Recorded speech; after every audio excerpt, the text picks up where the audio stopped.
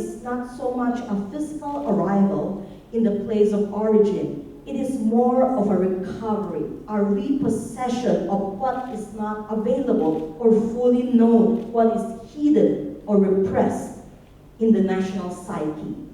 Philippine literature is also a history of departure, a departure from what have been sites of repeated traumas, of accidents and possibilities affecting and transforming lives, even to the point of extinction. It is also a history of departure to another new history, to the possibility of a greater and grander futurity. The freedom of the 21st century Filipino poet lies in the relieving of pain. She becomes a witness to the history of trauma. Her verses depict how violence and brutality have intruded into their personal life and how this personal history is bound to the trauma of others and to the larger history of trauma. On that unforgettable day in November 2013, Super Typhoon Haiyan, also known as Yolanda, stormed the archipelago. In a blink of the eye, people vanished, carried off to no man's land by the wind and water. Houses were wiped out in the path of fury. The tranquil city of Tacloban in Leyte suffered massive destruction. 6 months after, the death toll reached 6,300. Chaos and anarchy reigned in various towns, with the looting of shops, the exodus of survivors, and the failure of the national government to extend immediate help.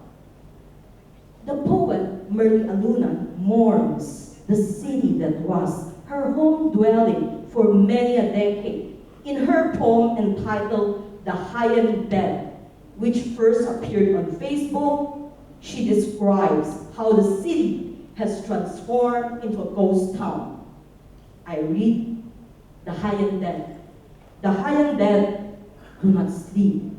They walk our streets, climb stairs of roofless houses, latchless windows, blown off doors. They're looking for the bed by the window, cocks crowing at dawn, lizards in the eaves. They're looking for the men who love them at night, the women who make them grow like puppies. With their breasts, babes, they held in arms. A haunting has taken place. The dead are restless. They who have been so abruptly plucked out of their habitation, so unexpectedly deprived of their normality. The poet's survivor expresses the intense agony of losing the men and women she has known and grown up with, the people that she has loved.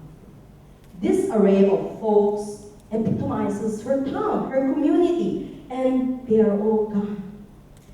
In the desolation of the land, in the absence of living organisms, their spectral presence tarries. Such baffling cruelty of life has pained our poet into poetry.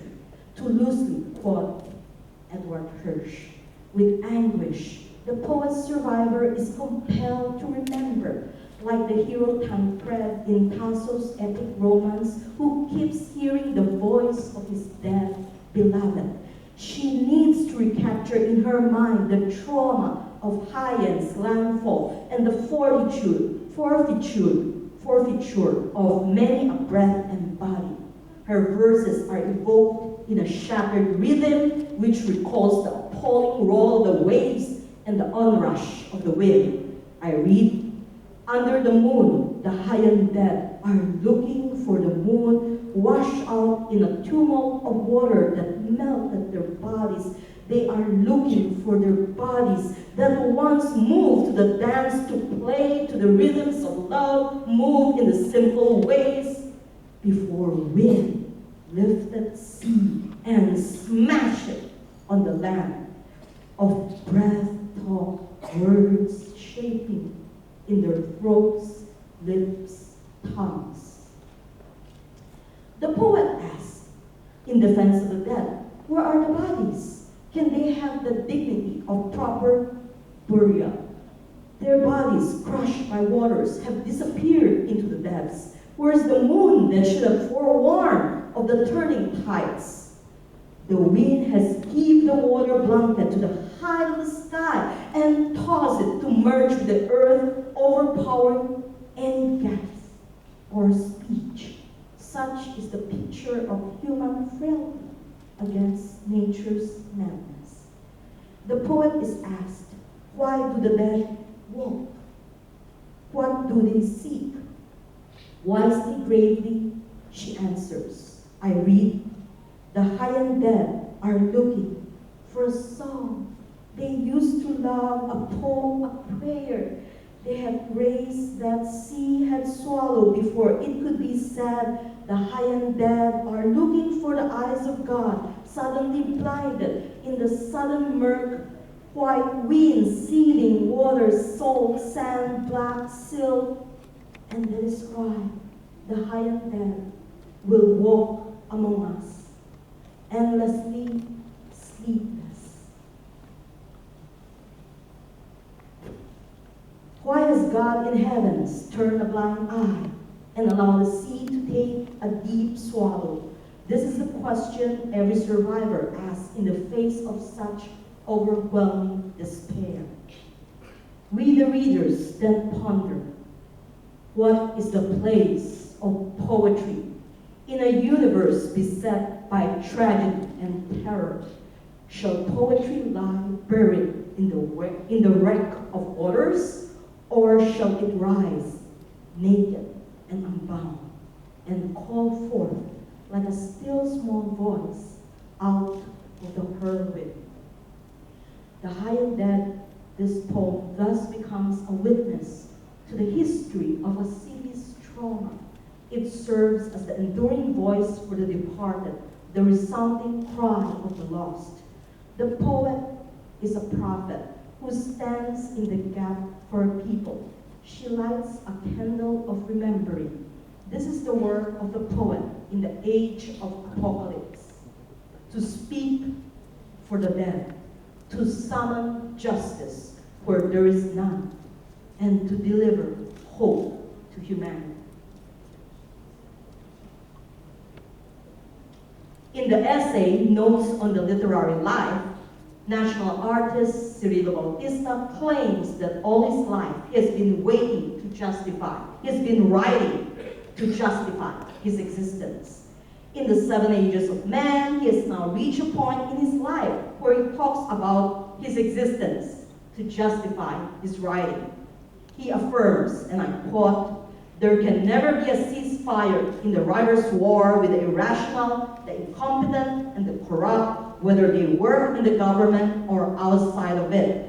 That is the very substance of existence, though he may not be aware of it. When he's aware of it, that becomes at the same time the very passion of his existence," unquote.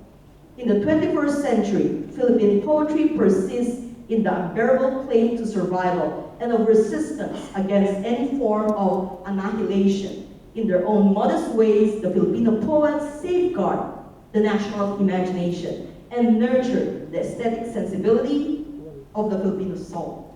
With a glowing ember on their tongue, they carry the archipelago forever in the heart. I think I'm within time limit. Thank you very much.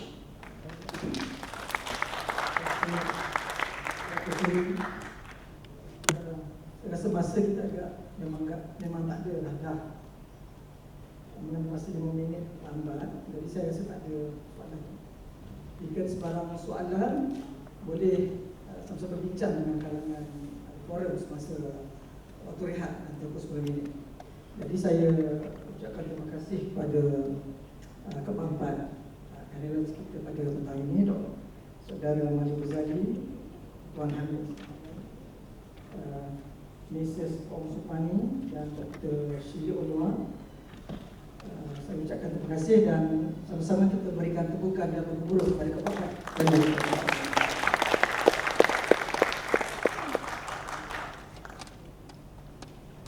Terima kasih, saya serahkan kepada pengacara.